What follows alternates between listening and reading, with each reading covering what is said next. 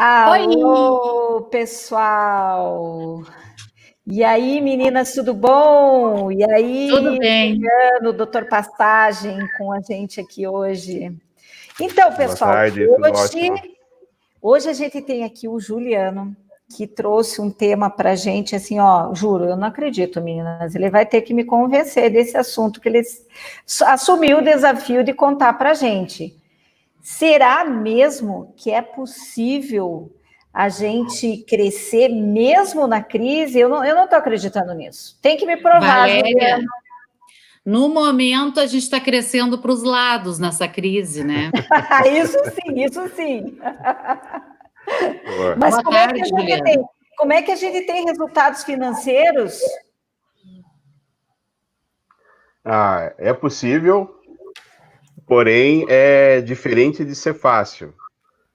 Mas nesses 30 minutos vai dar para ver como que a gente tem auxiliado produtores construir uma nova história para eles e principalmente para toda a família. Bacana, então vamos lá. Vamos contar a história aí, Juliano? O pessoal está bem na expectativa. Olha, o Juliano, deve ser a versão mini sua. Ou é o Francisco? São parecidos. Uma coisa que é interessante, por que eu faço isso, né, hoje? Às vezes quem vê hoje o Dr. Pastagem chegando nas propriedades acha que é tudo fácil, tudo simples, e a vida me provou que não é uma linha reta para a gente conquistar as coisas, e tudo depende do preço que a gente está disposto a pagar no dia a dia.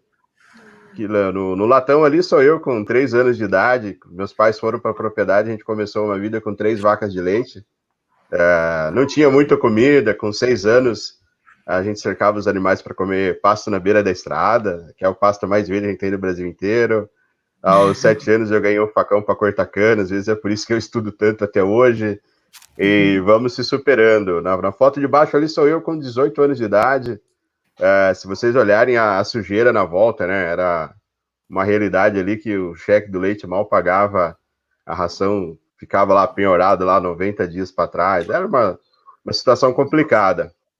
Até que um belo dia assisti uma palestra de um agrônomo e ele falou que tinha um caminho para a gente conseguir sucesso na atividade leiteira.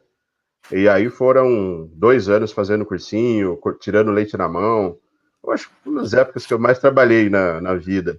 Consegui passar na faculdade estadual, passei na Unesp, e desde então fui estudar administração de propriedade rural, fertilidade do solo, que eu acho que é a base, né, para a gente conseguir produzir esse alimento e depois estar transformando ele em proteína animal, né, o leite ou carne. E devido a essa infância que a gente acabou se tornando um pouco desse profissional.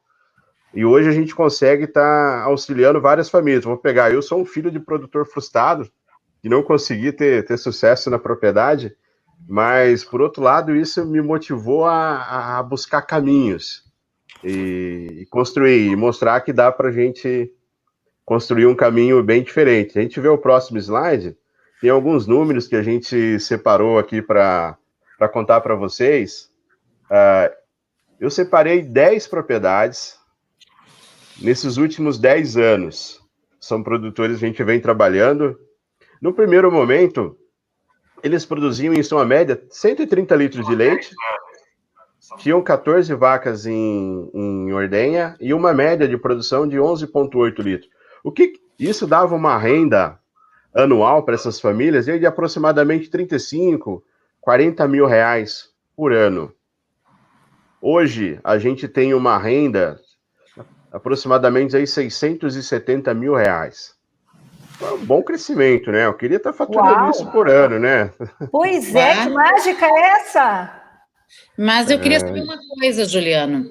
O que esses produtores, são quantos produtores, tu disseste? Isso são média de 10 propriedades. Tá. O que essas 10 propriedades, tu atende mais do que 10 propriedades, não é? Sim, atendo mais. O que essas 10 propriedades fizeram que as outras propriedades não fazem? Isso. A gente tem 2 palavras mágicas que um dos produtores me falou outro dia: dedicação e amor. E tem uma outra coisa, às vezes o pessoal fala daquele cavalo que passa encilhado uma vez na vida. Eu falo que não, esse cavalo passa encilhado todo dia. Mas será que eu tive a atitude de montar nele, de querer fazer diferente? Ou então de enxergar o cavalo, né? Porque tem gente que o cavalo passa assim, assim, assim, a pessoa nem vê o cavalo. Exatamente. Posso incluir uma terceira palavra? Trabalho. Claro. Trabalho. Perfeito. É como eu falei no início.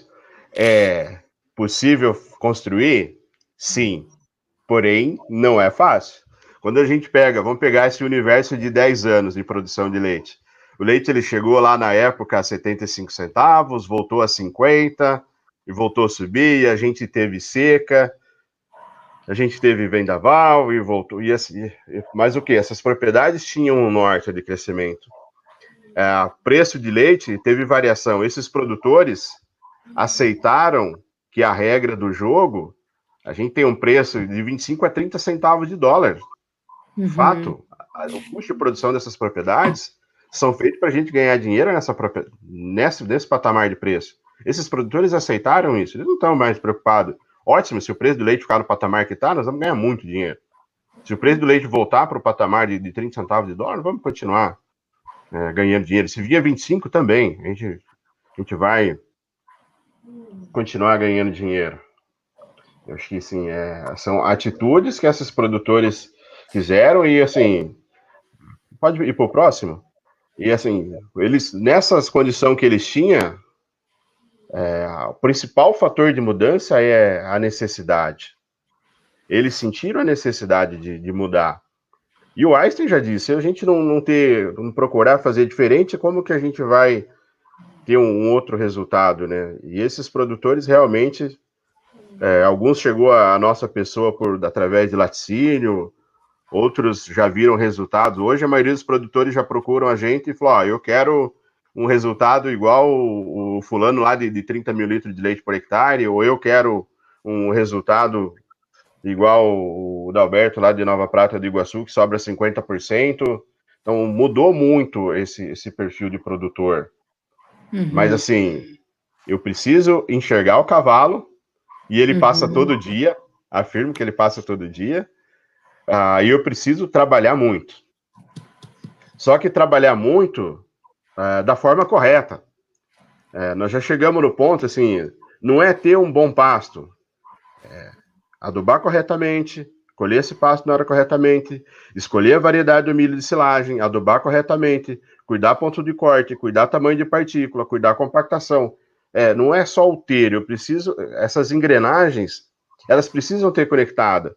Provavelmente a Ângela aí no Rio Grande conhece ótimas propriedades, a gente tem ótimas infraestruturas, porém o resultado econômico não vem, às vezes deixa a desejar, por quê? Falta o entendimento, não é só o ter, é o ter e fazer corretamente. E fazer corretamente com todos os pontos e vírgulas e pontos de exclamação e interrogação. Tem muitas pessoas que confundem hoje o ter com o resultado, né? Sabe, Juliano, eu acho que acontece uma coisa assim, ó, no meu dia a dia eu vejo isso, né? A recomendação do técnico, ela sempre deveria ser de todos para que o produtor evolua em produção, principalmente em produção, né? Esse é o objetivo de todo mundo, né? Fazer mais litros de leite por hectare. E quando a gente faz a recomendação, para mim, a recomendação é como uma receita médica, que vem com 3 medicamentos que tu tem que tomar, por exemplo. Então, tu tem que fazer tudo o que o médico manda, e não só o que tu tá afim. E os produtores, às vezes, fazem só o que eles estão afim. E aí não dá certo. Isso aí não deu certo. Eu vou te dizer assim, ó, só uma história, porque a gente, com tanto tempo, a gente acaba tendo muita coisa para contar, né? Afinal de contas, diz que o diabo não é ruim porque é o diabo, né? Diz que ele é ruim porque ele já viveu demais, sabe um monte de coisa. E aí, assim, ó, teve um cara que tinha um baita pasto, um Tifton muito bom, numa altura, uns 25, 30 centímetros, assim, dobrando a folhinha, mas um Tifton belezinha, sabe?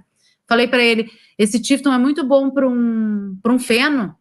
Faz um feno, tu não tá precisando agora desse pasto, faz um feno. Mas corta no dia certo, faz 3 a 4 tombos por dia, depois de 2 a 3 dias, verifica se a temperatura, o clima colaborar, enfarda. O produtor cortou, não deu nenhum tombo, 2 dias depois enfardou. Então, faz como quer, não como a orientação manda. Daqui a 1 ano, as vacas dele não vão pegar cria, por causa do fungo que está dentro daquele, que vai ser por causa da umidade dentro daquele feno, que não é feno, é uma massa verde guardada, né? Então, o que tu estás falando é de uma orientação bem feita e uma pessoa que seguiu. Essa é a diferença dos que dão certo e o vizinho que não dá certo. Como é que era o nome daquele agrônomo aqui do Rio Grande do Sul que morreu? O Dirceu Gassen. Dirceu Gassen. Ele fez uma pesquisa, né? Ele era da Embrapa, né? Ele fez uma pesquisa perguntando para os vizinhos de maior produtividade: o que você faz que o seu vizinho que você olha ali não faz? Ele planto direito, eu colho direito, eu trabalho direito, exatamente o que tu falou. Eles compravam a mesma semente, eles tinham o mesmo adubo, só que um fazia certo e o outro fazia errado. É a maneira de se comportar. Então, eu quero te reforçar o que tu está falando, porque eu acho que a gente pode falar em tipos de pastagem e tudo, né? Mas seguir a orientação técnica.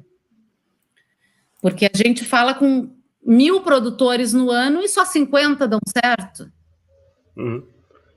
Exatamente, você pega nesse universo. Eu já trabalhei em mais de 200 propriedades no Sul. Eu tive propriedade que eu trabalhei com consultoria com 1 ano.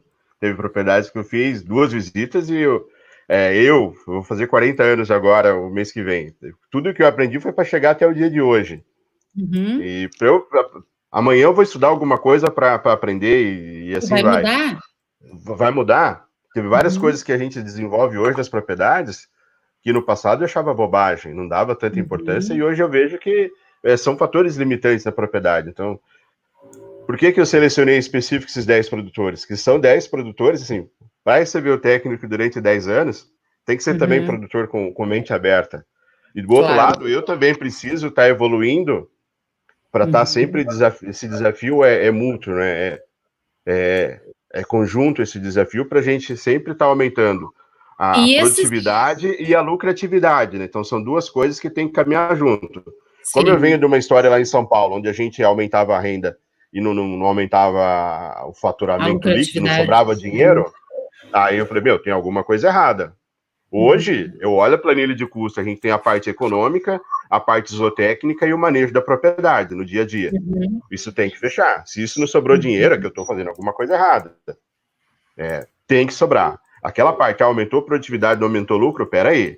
Vamos ser humilde, olhar as anotações, olhar como que está feito o manejo, olhar as decisões que a gente tomou, porque a gente, nesse meio período, às vezes a rotina pode ter cegado, peraí, vamos tomar a decisão em cima de base sólida para a gente crescer.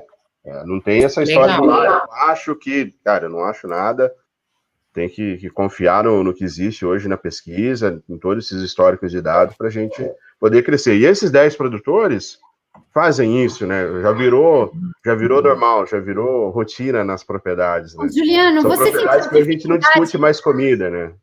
Você sentiu dificuldade do pessoal anotar? O que você vê, assim, ele tinha dificuldade em escrever, analisar? O que falta que a gente possa estimular o produtor para que ele entenda que isso é super importante? Se você não tem informação, não tem como comparar. Eu tenho um monte de produtor que vira para mim e fala assim, eu tenho tudo aqui na minha cabeça. Me poupa, não tem, né? A gente sabe que não. Não, a gente sabe que não. O que eu, por exemplo, eu anoto agora para eu não esquecer agora. Eu deixo tudo anotado, tudo que é importante, minha agenda é uma loucura de anotação, tem que estar lá anotado, porque ali é o meu porto seguro, é onde eu volto. Por que os produtores às vezes têm medo de anotar? Porque tem medo de enxergar, tem medo de tomar decisão. Eu até brinquei com a minha nutricionista, mas hoje eu mandei a foto da balança. Por que eu não anotei? Porque está tudo certinho. Mas ela pediu para eu anotar o cardápio, como é que tá minhas refeições. Eu não anotei. Por que eu não anotei? Porque eu tive medo de enxergar o que eu estava fazendo errado. E aí, às vezes, as propriedades é a mesma coisa. O produtor, às vezes, será que eu estou gastando certo dinheiro? Será que eu não estou? Às vezes a gente precisa parar e anotar e tomar decisão, anotar e tomar decisão. No início é meio desconfortável, muitas propriedades, Roberto, o produtor fazia isso inicialmente para mim. Hoje ele faz para ele. Não sei se a Ângela também passa por isso, né? Às vezes tem muitas coisas nas visitas iniciais que o produtor faz porque é o técnico que está indo na propriedade, ele vai Juliano, pegar... Comigo é diferente, eles fazem porque eu vou voltar, e aí o bicho vai pegar. E daí eles correm, eles dizem, as esposas dizem, ele se matou agora, faz 2 dias fazendo, porque tu ia vir. Eu fico chateada, entendeu? Eu acho engraçado. Perfeito. Mas eu fico chateada, porque ele não tem que fazer para mim. Aquilo ele não vai mudar minha vida. O que eu vou ganhar atendendo ele já está definido, né? Mas eu fico chateada que ele não introjete aquilo e não faça aquilo uma rotina para ele, sabe? Para ele ter uma vida melhor. Então, isso é uma questão cultural também, né? Mas, às vezes, inicialmente, ele faz para nós, técnicos, até ele ir pegar gosto, pegando hábito, sim, e aí chega uma hora que ele não consegue mais parar, né? Aquilo já virou rotina para ele. Eu acho que isso pode acontecer também inicialmente. Tem produtores que já virou rotina. E a pior coisa, assim, o cara não quer ver. Teve propriedades, por exemplo, que a gente tem lá no Rio Grande do Sul, o Renato Acker, o 4º ano de trabalho, assim, foi o ano decisivo na propriedade. Porque o Renato é super dedicado, ele começou, vamos adubar X, ele adubava X mais 1, rebanho, né? Enfim, acabou tendo uns gastos a mais, ele já estava com 800 litros de leite na época e eu tinha produtor com 500 litros de leite. Ambos estavam com o mesmo fluxo de caixa. O Renato com uma produtividade maior, já com quase 4 vacas de lactação por hectare. Juliano, deixa eu te interromper, te fazer uma pergunta que muito produtor deve estar se fazendo, escutando. O que é o fluxo de caixa? Fluxo de caixa é igual o coração batendo. É pressão sanguínea. É o que é mais importante na propriedade. É o que sobra para ele. É o dinheiro que chegou no mês, ele pagou todas as despesas e pagou todos os investimentos e é o que sobrou. Isso é o fluxo de caixa. Tá bem. Se eu pegar um índice mais importante, é fluxo de caixa. Quanto maior o fluxo de caixa, mais dinheiro vai sobrar para remunerar o capital, vai sobrar para ele pagar, fazer o que ele quiser. Eu, assim, de todos os índices da propriedade, a gente fez esse daí crescer, o resto fecha automaticamente. Eu estou te perguntando isso, porque talvez tenham pessoas que estão assistindo que não façam esse tipo de coisa, não tenham ainda oportunidade, entendeu, de fazer.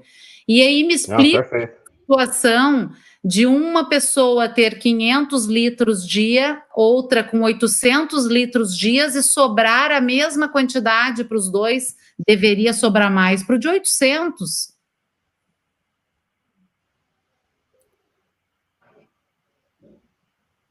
Ou não? Juliano travou. Travou aqui. Ouviu, Juliano? Isso, perfeito. Um estava com 800, outro com 500, e no final do ano sobrando a mesma quantidade de dinheiro. Eu falei, Renato, vamos ter que fazer alguns ajustes. O que acontecia na propriedade do Renato? O Renato tem só 11,5 hectares de terra útil, que fica entre pastagem e silagem. Nesse momento, a propriedade ela tinha 65% da área dela era milho, e 35% era 35% era pastagem. O que acontece? Se dá uma seca no milho safrinha, a gente perde todo o milho. E aí a gente decidiu aumentar a área de pastagem. No início a gente reduziu o número de vaca, reduziu ali em 7, 8 vacas. Deve ter aumentou sido a área de pastagem, né? Para a gente aumentar a produtividade de matéria seca e depois aumentar a vaca. Mas foi chocante, por quê? Ele falou, Juliano, você é o cara da produtividade, a gente está com quase 30 mil litros de leite por hectare, aí nós vamos cair. Eu falei, nós vamos cair, mas você vai ganhar mais dinheiro. Eu estou aqui, não é para ter a maior produtividade por hectare, por vaca, eu estou aqui para fazer você ganhar mais dinheiro. E aí ele aceitou o desafio, até vendeu uma vaca a mais do que estava combinado, perfeito. No ano seguinte a gente teve o melhor fluxo de caixa ali daquele período, foi incrível, o que possibilitou a gente crescer. E agora a gente já fez as construções novas, já está passando de 1.000 litros de leite por dia, tem mais animais para parir, vamos chegar a 1.500 litros de leite. E na época, lá com 800, a gente estava trancado, né? Você vê, foi necessário tomar essa decisão de voltar. E por que a gente conseguiu tomar? Porque a gente tinha as anotações. Sim. As anotações são desde que a gente saiba interpretar, aí a gente olha a parte econômica, parte zootécnica e manejo. Esse tripé dá um sucesso da propriedade. E aí sim, aí entra as pessoas no centro desse tripé, com bastante trabalho, para a gente conseguir o sucesso. Senão, eu não acredito em resultado econômico nas propriedades sem esse conjunto. Às vezes o cara até pode conseguir um resultado econômico, automaticamente o cara tem que ser muito bom e inconscientemente ele está fazendo tudo isso. Mas são pouquíssimas, eu não conheço quase ninguém. O que a gente precisa fazer então, Juliano? Como é que a gente vai chegar nisso aí? Porque bem legal esses dados, né? Mas como a gente começa? Isso, todos esses produtores, a primeira coisa, assim, não acredita em nada que a gente está falando. Não acredita em nada, vai visitar. Assim como esses 10 produtores, a primeira coisa que a gente fez, depois de se conhecer, tudo, a gente foi visitar um produtor que já fez isso. E aí a gente procura visitar não só o produtor, mas a família, a esposa, os filhos, porque aí todo mundo vai ver uma outra realidade, porque quando a gente fala de leite, né, 90% dos casos que a gente vê é choradeira de preço e quebra, intervenção do governo. Quanto menos o governo aparece, mais fácil é de trabalhar. E assim, e esses produtores vendo isso no dia a dia, com toda a família em conjunto, volta para casa com mais confiança. Se só vai o marido ou só vai o filho, volta para casa e o cara volta naquela gana de querer trabalhar e a família fica meio receosa. Então, assim, primeira coisa, visitar quem fez, aprender com quem já fez. E a segunda coisa é assim, aí mesmo que seja desconfortável inicialmente, fazer as anotações básicas, parte econômica, despesa e receita, despesa, tudo que eu paguei do primeiro ao último dia do mês, parte econômica, a venda de animais e a venda de leite da propriedade, parte zootécnica, data de parição, cobertura, Juliano, às vezes o produtor não tem tanta afinidade assim, nem com planilha, nem com os cadernos de anotação, só que o filho já tem, né? Então, às vezes o produtor até perde a oportunidade de cativar o filho para ficar mais na produção, se ele der a oportunidade dele estar envolvido na parte de registro, de controle, às vezes investir um pouco mais num curso de informática para o filho, né? Porque os jovens gostam né, do celular, eles adoram, né? Então, envolver para isso. Às vezes o cara não quer estar lá na ordenha às 4 da manhã porque ele ficou vendo filme até mais tarde, Netflix e tal. Mas então dá outras funções e vai envolvendo, né? Não chegar direto às vezes. Então, é uma forma dessa parte de anotação, já que, de modo geral, o jovem teve mais oportunidade de escolaridade, né? Mais disponibilidade, mais oportunidade mesmo do que o pai, o avô, etc. E para trazer isso. Então, se você está trabalhando em família, a gente tem que aproveitar as características de cada um, né? Cada um tem um talento, então não querer que todo mundo faça exatamente a mesma coisa. Exato. Então, o pai tem que ter esse discernimento e, às vezes, não é só uma questão de mandar, né? Então, um jovem de 15, 16 anos, se ele der esse desafio de estar fazendo e acompanhar você numa visita, acompanhar o técnico, ele se sente valorizado, né? E pode colaborar bastante e o pai nem está percebendo que está perdendo até a capacidade de dar continuidade na produção. Perfeito. Hoje a parte reprodutiva, a Embrapa desenvolveu o aplicativo da roda de reprodução. Eu peço para os... Tem a internet no celular? Tem? Então baixa o aplicativo da roda de reprodução, deixa eu te ensinar. Aí vai desde os de 7 anos, que é só colocar a data, é bem simples de trabalhar, até os mais velhos, todos eles já trabalham ali, primeira tarefa que eu dou para a piazada já para fazer, e eles começam já a interagir e se sentem importantes, né? Eu vejo assim, todos os filhos, eles querem, todas as pessoas, né? Querem se sentir importante e poder ajudar dentro do processo. E aí, ter esse discernimento, né, dessa distribuição é muito importante para a família, né? Acho que é fundamental. A gente tem uma história legal, assim, né, do app da plataforma que a gente tem para as INs, de um produtor que quis utilizar, ele não é novinho, não, né? Não é nada novinho. Mas ele é obrigado a fazer anotação para Nestlé. É novinho, sim. Não é novinho, não é mais velho que eu, então não é novinho. Aí ele tem que fazer as anotações para Nestlé, né? Aí ele pediu para usar o app, eu falei, não adianta, é pro laticínio. Não, mas eu quero. Eu falei, tá bom, vai. Deram acesso para ele. Aí ele depois, ele não quer mais anotar, ele quer fazer no aplicativo, porque é mais fácil. Então, a gente tem que ir dando as ferramentas também para o produtor, porque às vezes você tem que ter esse tipo de coisa, o celular, um app, essas coisas, está no bolso, né, do que um caderno. Então, a gente também tem que criar meios para que facilite para o produtor e que ele insira essas informações e utilize, né? Porque só a informação não adianta, né? A gente tem que pegar essas informações, trabalhar para que traga resultado para a gente. Então, ter o papel, o caderno, ele anotou tudo, a gente tem que avaliar aquilo, senão a gente não consegue enxergar o cenário que a gente tem. Então, vamos lá, os produtores que estão nos ouvindo, comece a olhar cada um da família e veja que habilidade que um tem que pode aproveitar melhor. Posso passar, Juliano? Você que manda, que você é o chefe hoje. Valéria, tu tá sem microfone. O que eu queria dizer, Roberta, é o seguinte, e por que a gente não usa dessas tecnologias para facilitar a nossa vida, né?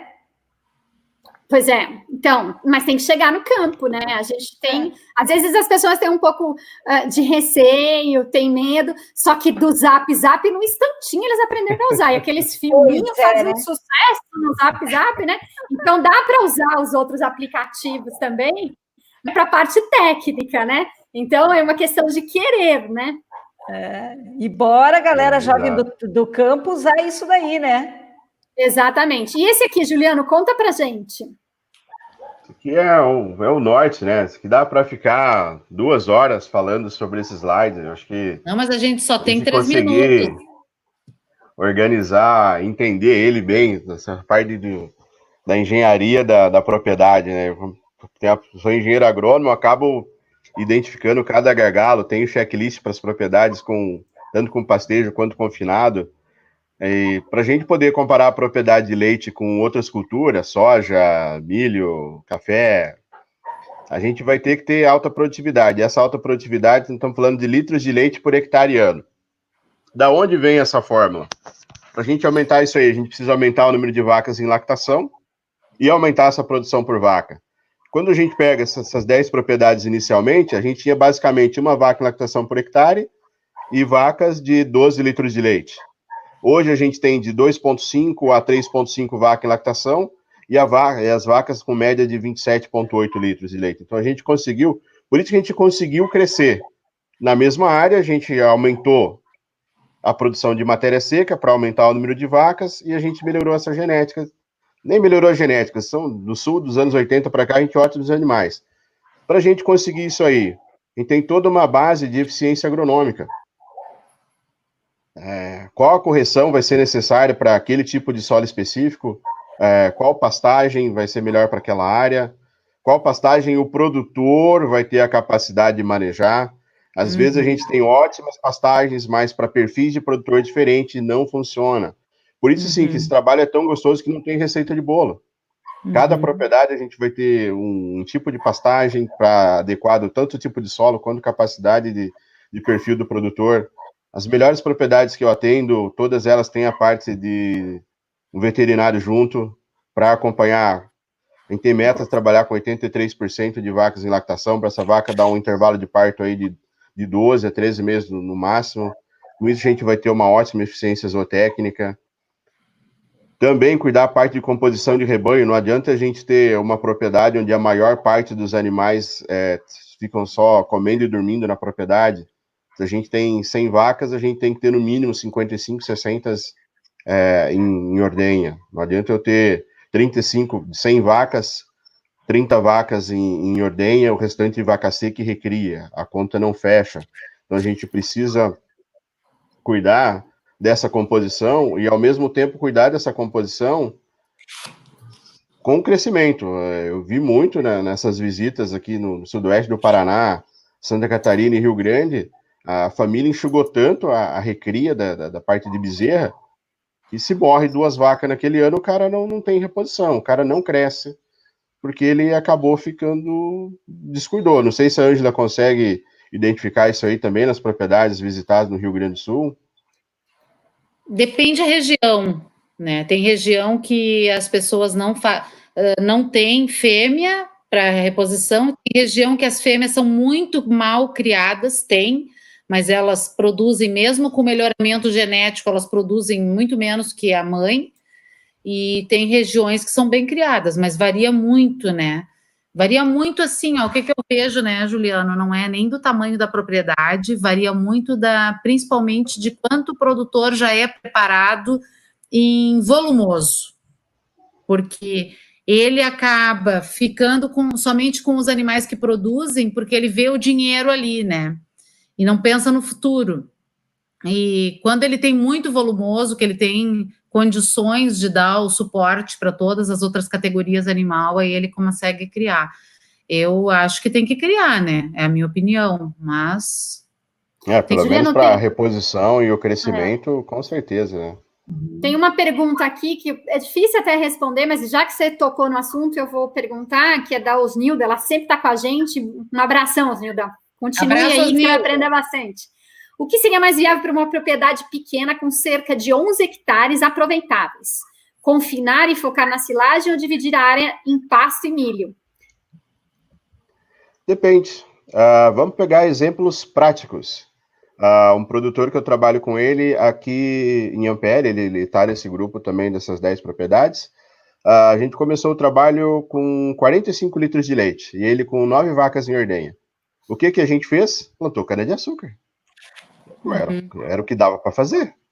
Depois da cana-de-açúcar, a gente foi para pastagem, essas vacas foram a 15 litros, foram a 20 litros. A hora que viu, a gente já estava em 30 litros, 30 animais. Aí a gente começou a ter problema aqui no Paraná, sudoeste do Paraná, solo vermelho. A gente começou a ter muito barro, a gente já tinha caixa suficiente. O produtor ele já aprendeu a produzir comida, já aprendeu a transformar essa comida em leite.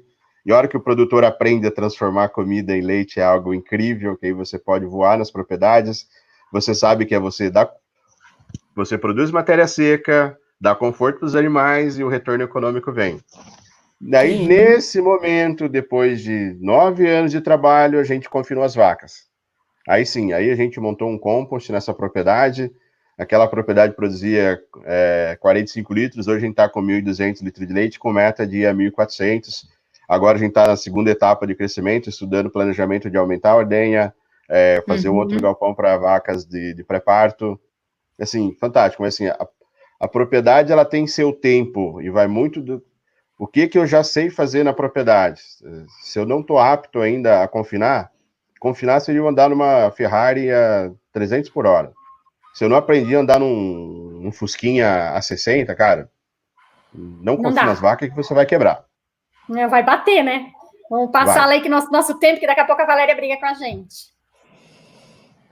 E aí, assim, voltando ali na parte, só um minutinho no outro slide, não adianta a gente ter uma boa eficiência agronômica se a gente não cuidar da parte de manejo, sanidade, nutrição e conforto das vacas. Eu vejo assim, quanto mais conforto a gente dá para as vacas, mais produção elas dão para a gente.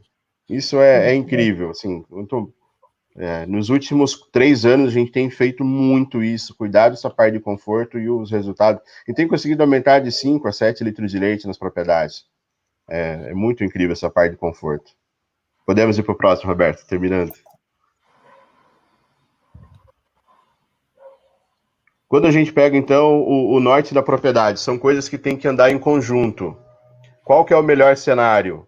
É uma alta fertilidade do solo e vacas com ótima genética. E aí nós estamos falando de vacas no sul do Brasil. A gente vem trabalhando com todas as propriedades, a gente conseguiu ajustar a dieta, todas as vacas passaram de 20 litros, algumas chegam a 30, tem vacas produzindo já propriedades acima de 30 litros de média. Então, qual que é o desafio? A gente precisa ter vacas excelentes na propriedade e aumentar a lotação, que é o número de vacas por hectare. Esse é o norte, para a gente ter uma ótima produtividade. Aí estamos falando de produtividades acima de 20 mil litros por hectare. 20, 25, 30, 36. Segunda-feira eu estava numa propriedade que a gente chegou ao número aí para a gente buscar de meta de 50 mil litros de leite por hectare ano. Assim, é fantástico. Tem uma pergunta, Juliano. Tu falou que um número ideal já de início, assim, para o produtor seria 20 mil litros de leite produzidos por hectare por ano, certo? Perfeito. É onde ele começa a enxergar dinheiro. Tá, como que quem está te ouvindo aqui, das pessoas que estão escutando, podem fazer este cálculo em casa? Como eles fazem? Explica para eles como que eles podem fazer. Eles pegam ele pode pegar a produtividade dele do ano lá, ele vendeu, sei lá, 100 400 mil litros de leite por ano, vamos fazer assim. Isso. Então ele vai pegar a produção, vai somar todas as notas do ano, vai ver quanto que ele tem o total do ano. E vai dividir pela área utilizada para a produção de volumoso. Pela área que as vacas, usada para produzir comida para as vacas, é isso? Isso. Silagem, se comprou comida, entra essa área que comprou comida também. Ok, se ele comprou 3 hectares de milho do vizinho, entra os 3 hectares. Agora, eu vou te perguntar uma coisa que eles têm muita dúvida. Quando eles fazem o cálculo, se ele plantou 3 hectares de milho de safra e 3 de safrinha, ele divide por 6? Tem que somar? Só os 3. Não. Só os 3. Isso, só os 3. Beleza. Tá. Então, quem está ouvindo, pega toda a litragem do ano e divide pela área que as vacas... E a parte de sombra entra junto e galpões? Não, só volumoso. Só volumoso. Tá, então só a parte que produz comida para as vacas, os hectares onde são produzidos a comida das vacas, é isso? Isso. Vamos pegar ali a planilha de custo do produtor do Renato Acre. Tem 1.000 litros de leite nos últimos 12 meses. 1.000 litros de leite nos últimos 12 meses, vezes 3, dá 365 mil litros. 365 mil litros. Dividido por 11 hectares e meio. Tá. Dá 31.739 litros de leite por hectare. Litros de leite produzidos por hectare. Beleza, deu para fazer o exemplo para quem quiser fazer em casa e saber quanto está dentro da sua média, né? Isso. Ou uma outra coisa seria eu pegar a produção diária, pegar 1.000 litros de leite dividido por 11,5 hectares, vai dar 86,9 litros de leite por hectare dia.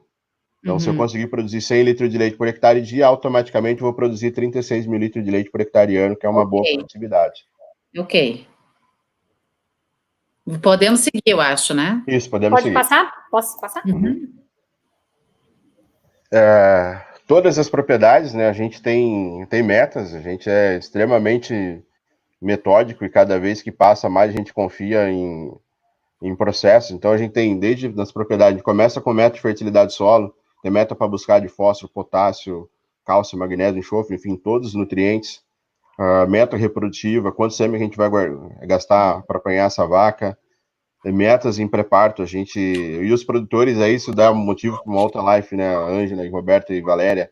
O pré-parto, ele para de ser só um preventivo para retenção de placenta, ele dá para a gente produzir muito leite com essas vacas, a gente fazer o pré-parto correto. Meta de produtividade de matéria seca de silagem, a gente às vezes começa com 15, 20, hoje tem propriedade já passando de bater umas 75 toneladas de matéria verde, 75 vezes 35, batendo a 26 toneladas de matéria seca por hectare, fantástico, dá para chegar a 35 toneladas. Como a gente é muito metódico, meta da rotina ideal da vaca, quanto tempo que essa vaca está ficando na sala de espera, quanto tempo essa vaca está ficando em pé ali, sala de espera, ordenha, que hora que essa vaca está indo para o pasto, quantas horas ela está ficando deitada, onde tem água, quais são a quantidade de água e acessos. Então, tudo isso vai estar influenciando a produção. Automaticamente, a gente fechando isso, vem a remuneração de capital, isso é automático. Propriedades como pastagem, a gente tem uma meta de remuneração de capital para trabalhar de 20% a 25% ao ano. Propriedades com gado confinado, de 7% a 10% de remuneração de capital. Juliana, deixa eu te falar uma coisa. Você sabe que a legislação, essas ienes aí que todo mundo fala, está exigindo um monte de anotação, né? Então, um monte de coisa ali que está exigindo é porque para melhorar a produtividade. Porque a gente tem uma produtividade ainda no leite muito ruim. Nós somos expoentes em suínos, em frango, em carne bovina. Então, primeiro do mundo. E no leite, não. Então, a hora que você pega o volume de leite produzido por área ou por animal, a gente está lá embaixo. Nosso índice é muito ruim. E a legislação está exigindo isso para que o produtor se profissionalize também. Então, fazer tudo isso, além dele melhorar, ele também está cumprindo a lei. Não faz só porque quer, tem legislação, né? E eu sempre falo, a gente precisa subir esse básico, né? Esse básico ele precisa está subindo essa régua, além de cumprir legislação, ele automaticamente vai estar ganhando dinheiro, né? Exatamente. E depois, assim, às vezes o produtor fala, tem muita lei, mas quem tem empresa, a propriedade é uma empresa. A empresa tem que cumprir um monte de requisito, como qualquer empresa. Empresa de telefonia tem um monte de requisito para cumprir, uma construtora tem um monte de requisito para cumprir, a empresa rural também tem requisito, e tem a legislação que tem que cumprir. Então, essas coisas aí, ele vai melhorar a produtividade dele e vai estar dentro da legislação. Tem um comentário aqui da professora Neila. Professora Neila, o produtor na pandemia. Como está essa época de pandemia? Pós-pandemia, as metas mudarão? O que você acha, Juliano? O desafio, ela pergunta, né? Qual o maior desafio? Acelera mais. Eu vejo cada vez mais chega convites de trabalho, todo mundo quer aumentar a sua renda. Hoje a gente for pegar as propriedades. No início, quando a gente começou a trabalhar lá atrás, produziam 100 litros, 130. Eu fiz diagnóstico ontem de Nova Prata de Iguaçu. A turmada já começou com média de 300 litros. A gente já está com 800 agora. A gente teve um crescimento muito grande e a meta desses produtores é chegar a 2 mil litros de leite. Então, assim, vai acelerar. Quem está ganhando dinheiro, vai acelerar. Quem está patinando vai sair fora. E eu acredito muito. Esse caminho está cada vez mais claro, assim, nas propriedades. Posso participar um pouco dessa resposta aí da doutora Neila?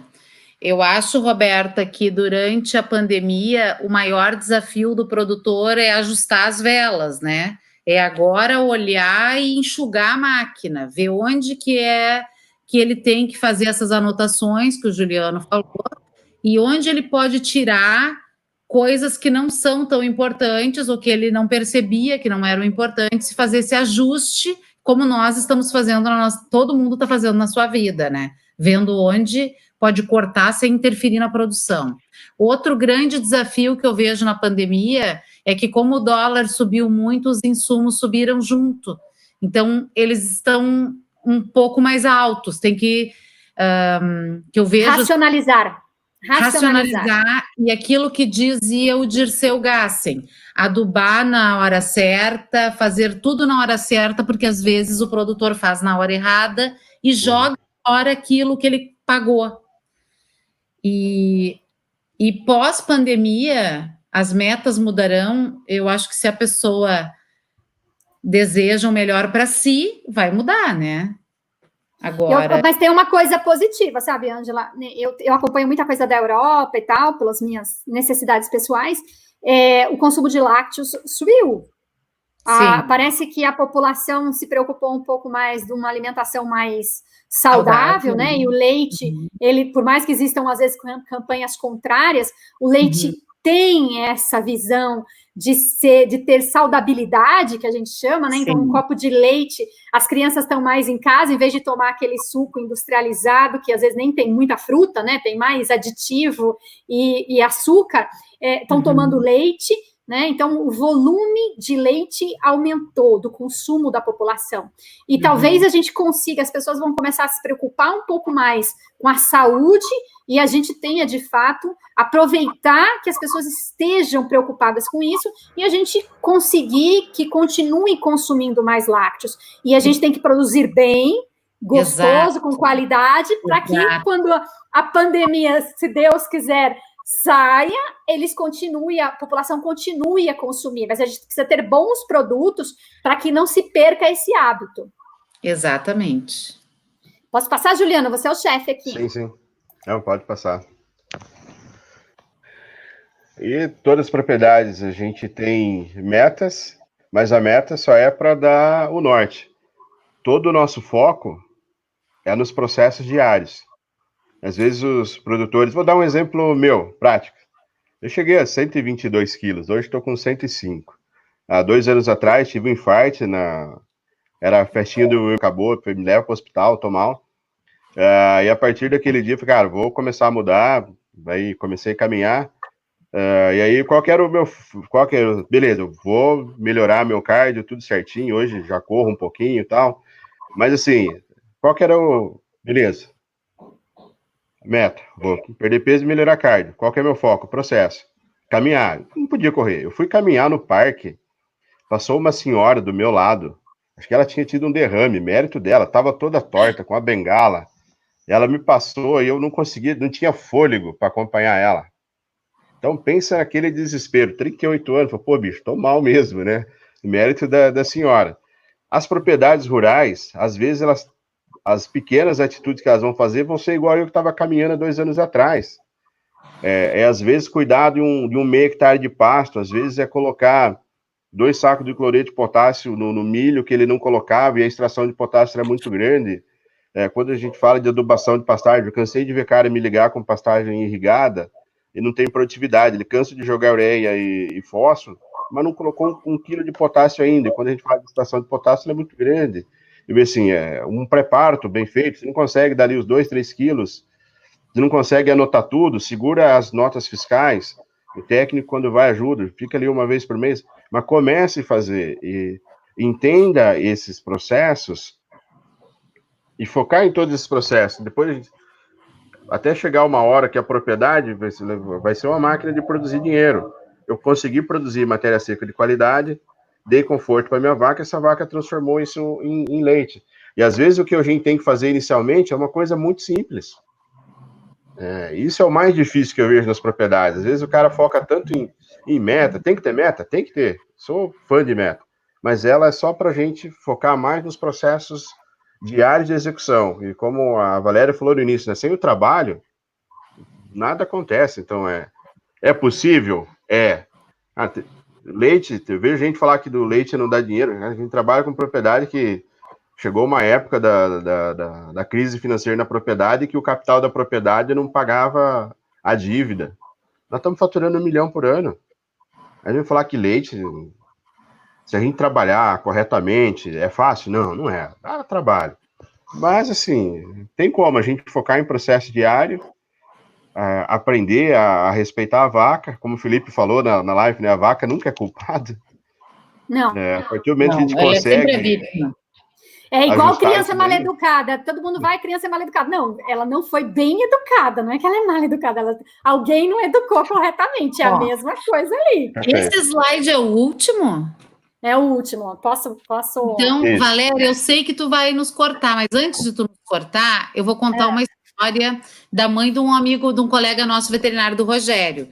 Uma vez, a mãe dele mandou ele fazer um negócio e ele respondeu para ela de forma mal educada. E tinha uma vizinha na casa e a vizinha olhou e falou: meu Deus, que moço mal educado, que menino mal educado.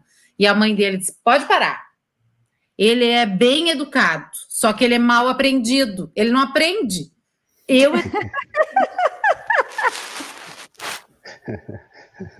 Então, é como produtor que a gente faz insistência técnica, né, Juliana? A gente vai lá porque a gente tem, como tu trabalha através de prefeituras, eu trabalho via Senar ou Sebrae, caem os clientes na nossa frente e a gente tem pessoas mais interessadas e menos interessadas, né? Então, igual tem o mal educado e o mal aprendido, né? É isso aí. Não, eu vou legislar em causa própria. A mãe sabe educar muito bem. Juliano escapa.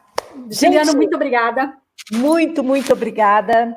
Meninas, doutora Neila, que é engenheira de alimentos, mandou te dizer, Juliano, que é para tu focar nos lácteos, que mantém o peso, viu? Com certeza. Juliano, você estava valendo mais que 2 Robertas. Queridos, muito obrigada. Até a próxima. Até semana. É um prazer, Juliana. Muito obrigado. Obrigada. Até mais. Tchau, tchau. Tchau.